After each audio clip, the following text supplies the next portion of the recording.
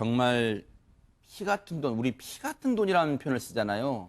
그런 피 같은 돈을 빼앗는 파렴치한 범인 얘기를 좀 해볼까 합니다. 이인철 변호사님. 예, 49세의 남성이 있었는데 부인과 이혼하고 홀로 3남매를 키우고 있었어요. 그러니까 얼마나 힘이 들었겠습니까? 네. 이 사람의 직업은 이제 일용직이었어요. 건설 현장에서 이제 일을 하다가 안타깝게도 추락사 사망을 하고 맙니다. 근데 이제 이 사람이 보험을 든 게 있었거든요. 그래서 보험이라든지 그 위로금 같은 게 2억 3천만 원 정도 나왔어요. 아하. 그러면 2억 3천만 원으로 이제 3남매가 이제 그거 갖고 살아야 되잖아요. 네. 근데 이 아버지 친구라는 사람이 접근을 합니다. 아하. 아이들에게 접근해서 네. 이제 아이들이 이제 굉장히 이제 당황을 했을 거예요. 황망했을 거 아닙니까? 네. 그런 유족 보상 절차도 알아봐주고 내가 너희들을 잘 지켜주겠다. 보호자 역할을 해주겠다 하면서 접근을 한 거예요. 그래서 무려 18차례에 걸쳐서 이 2억 3천만 원을 전부 다 편취한 그런 안타까운 사건이었습니다. 세상에. 아니, 그 당시에 삼남매가요, 나이가 많지는 않았을 거예요. 다 10대 있던 그 당시에는요. 저 아버지를 여의었을 때는 삼남매가 10대였어요. 그러니까 아직 사회생활이 경험이 없으니까 황망한 마음에 경황도 없잖아요. 그런 틈을 타서 접근했을지 모르겠지만 김윤희 프로파일러님, 처음에는 보호자 역할을 해주겠다 이 감언 이설로 접근을 한 것 같습니다. 네, 제일 먼저 한 일은요. 삼남매의 칠촌 인척을요. 후견인으로 지정을 하게 합니다. 아마 형식적인 절차였겠죠. 아하, 네. 그리고 나서 정기적으로 돈이 올 때마다 내가 사업상 돈이 필요하니까 네. 좀 빌려달라고 하면서 돈을 요구를 했다고 합니다. 아하, 네. 또한 내가 전셋집을 구해주겠다고 하면서 2,150만 원을 갖고 갔는데요. 네. 실제로 알아보니까 보증금 100만 원짜리 집이었던 겁니다. 아하. 거의 2천만 원을 자신이 꿀꺽한 꿀꺽했네요. 거죠. 아하. 네, 이렇게 접근을 하면서 모든 걸 다 해주겠다고 하면서 돈을 다 편취해 겁니다. 네.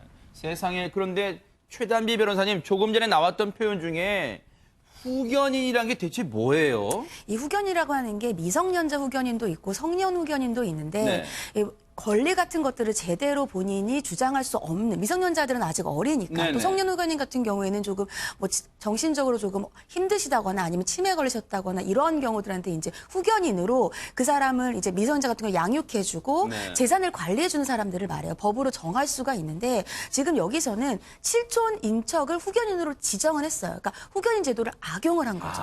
그래서 칠촌 인척 후견인 지정을 하고 본인이 사실상으로 내가 너희들을 보호해주겠다라고 하니까 칠촌 인척도 아마 믿었을 거예요. 이 사람이 잘 봐주겠지. 네. 그런데 그렇다고 한다면 법상으로 보호하는 후견인이 아닌 본인이 자녀들에게 접근을 해서 돈을 야금야금 빼먹은 거예요. 세상에. 그래서 나중에 결국은 3자녀들이 우리가 돈이 너무 필요합니다. 그래서 돈 좀 돌려주세요. 어허. 빌려줬으니까. 돈 돌려주세요. 얘기를 했어요. 그럼에도 불구하고 내가 공사대금이 곧 들어와. 근데 민사소송 아니면 소송을 지금 하고 있어. 곧 이길 거야. 내가 그 돈이 들어오면 갚아줄게. 이렇게 하면서 계속 시간을 연장을 한 거예요. 이 자녀들 같은 경우에는 믿었죠.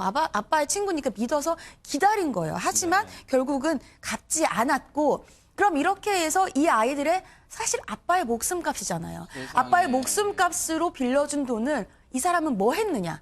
자신은 이 가로챈 돈으로 수입차 빌려서 타고 다니고요. 이렇게 악독하게 생활을 했습니다. 네.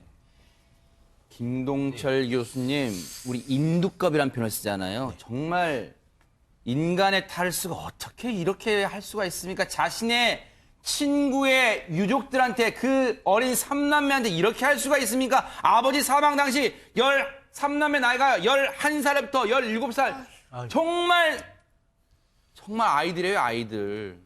생계가 너무 어려워서 아르바이트도 했다고 얘기를 하잖아요. 세상에요. 보통 이렇게 이제 그 아버지의 친구인 척, 사실 아버지 친구이지만 네. 그리고 이제 뭐 보호자인 척하면서 이제 접근하는 이런 사기의 행각들이 많이 있긴 한데 네. 보통 이렇게 당하는 이유들은 뭐냐면 아이들 같은 경우는 아버지가 이제 갑자기 사망을 부재 중이기 때문에 없기 때문에 근데 또 엄마라도 있으면 되는데 이 두 부부가 이혼을 했습니다.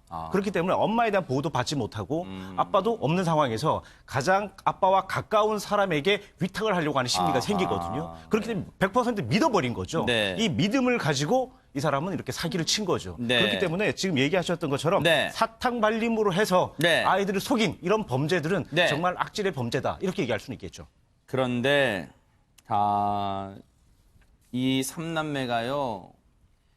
이 삼남매한테 돈을 야금야금 빼간 아버지의 친구라는 남자는 그 돈으로 호의호식하는 동안 이 삼남매는요, 어떻게든 생계를 꾸려가 보려고 아르바이트, 편의점 아르바이트 등으로 근근히 이 생계도 꾸려가려고 정말로 갖은 고생을 다 하면서 살았답니다. 이인철 변호사님, 그런 삼남매한테 이런 천인공날 몹쓸 짓을 저지른 이 남성 정말 따끔하게 벌 줘야 되는 거 아닙니까? 이 사람이 사기 전과도 다수 있고 신용불량자고요. 그리고 너무너무 악질적인 게 뭐냐면 친구의 목숨값이에요. 친구의 목숨값은요, 그 자녀들을 진짜 위해서 써야 되는데 자신들이 이렇게 호화롭게 살기 위해서 썼기 때문에 얼마나 나쁜 사람입니까? 정말 안타깝고, 만약에 피해 변제가 되지 않으면 이제 중형이 예상이 됩니다. 근데 저는 여기서 꼭 짚고 넘어야 될 게 후견인 제도거든요. 네네. 후견인은 보호자예요. 보통은 보호자가 부모가 되잖아요. 근데 저는 이제 안타까운 게 뭐냐면 차라리 엄마가 지금이라도 친권을 회복이 돼서 엄마가 아이들을 보살폈으면 이런 일이 발생하지 않았을 텐데 왜 엄마한테 연락을 하지 않았나 그렇게 좀 아쉽고 네. 이 후견인 같은 것도 법원에서 지정을 하는데 네. 이렇게 마음대로 이렇게 자녀들의 돈이거든요. 법적인 돈을 써도 되는지 후견인 관리가 좀 제대로 돼야 될 것으로 보입니다. 혹시 최단비 변호사님, 이렇게 억울하게 지금 아버지도 여의고 이 사회에 기댈 곳은 전혀 없는 이 삼남매가 혹시 나라로부터 뭔가 도움을 받을 수 있는 그런 방법은 없어요, 그러면? 지금 이 범죄 피해자죠. 그렇기 때문에 범죄 피해자 지원을 할 수 있습니다. 그래서 아하. 범죄 피해자 지원 센터가 있고요. 이 네. 센터 등과 협력을 해서 이 삼남매에게 생계비를 지원할 예정이다라고 하고요. 법률 지원도 할 수 있고 심리 상담, 얼마나 충격이 컸겠습니까? 그러니까요. 심리 상담 등도 할 수 있어서 이러한 지원을 제공받을 예정입니다. 그러니까 이게 친구입니까? 이게 친구예요. 이 사건을 접한 많은 분들이 분노를 나타내고 있습니다. 홍순빈 아나운서. 네, 누리꾼들 자식 같은 아이들을 잘 보살펴주진 못할 망정 어떻게 저러냐. 사기칠 데가 없어서 아버지 일은 아이들 상대로 사기를 치다니 아버지 잃은 슬픔도 감당하기 힘들 텐데 저런 사람에게는 산소도 아깝다라는 반응을 보였습니다. 참 글쎄요. 정말로 이 삼남매는 글쎄요. 김동철 교수님 그런 생각이 들어요. 저는 그 뭐 트라우마 우리가 또 표현은 말은 또 쉽게 합니다만 이 삼남매가 나중에 사회생활 하면서 대인관계를 하면서 사람을 쉽게 이제는 못 믿을 것 같아요. 다 사람을 불신하는 그런 일이 생길까 봐 걱정입니다, 진짜. 지금 앵커께서 얘기하신 것처럼 이런 문제가 발생이 되면 가장 중요한 게 사회성에 대한 문제입니다. 자, 3명의 남매가 있지만 이 3명의 남매가 다 같이 속은 거 아니겠습니까? 그러네요. 자, 이런 부분에 대해서 제일 큰형 같은 경우는 내가 이 동생들을 관리도 못하고 책임을 져야 된다는 피해의식 때문에 상당히 고통스러울 가능성들이 상당히 높고요. 네. 그리고 이 친구들이 나가서 지금 이야기하신 것처럼 네. 사회를 믿지를 못합니다. 아하. 자, 그렇기 때문에 이런 부분들이 사회에 대한 대인관계에 대한 문제가 발생이 되고 네. 결국은 심리적 압박을 받겠죠. 네. 자, 그렇기 때문에 사실 뭐 이런 지원센터들이 상당히 많이 있거든요. 지금 네. 변호사님께서도 얘기해 주셨지만은 네. 뭐 생계에 대한 지원도 있지만 심리 지원도 많이 있습니다. 그렇기 때문에 치료를 좀 잘 받는다면 네. 아직은 청소년이고 네. 그리고 10대들이기 때문에 네. 또 많이 좋아지지 않을까 이런 또 기대도 한번 해봅니다.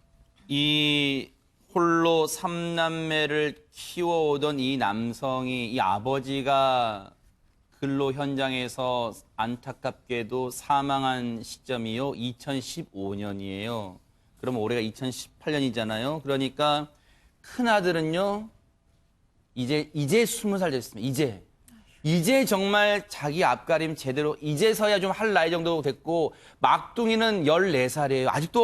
아직도 부모의 따뜻한 손길이 필요한 그런 나이예요. 그런 삼남매한테 이런 천인공노할 뒤통수를 쳤던 이 남성 정말로 법에 눈물이 있다면 따끔하게 정신 차리도록 법이 단죄를 해주기를 기대를 해보겠습니다.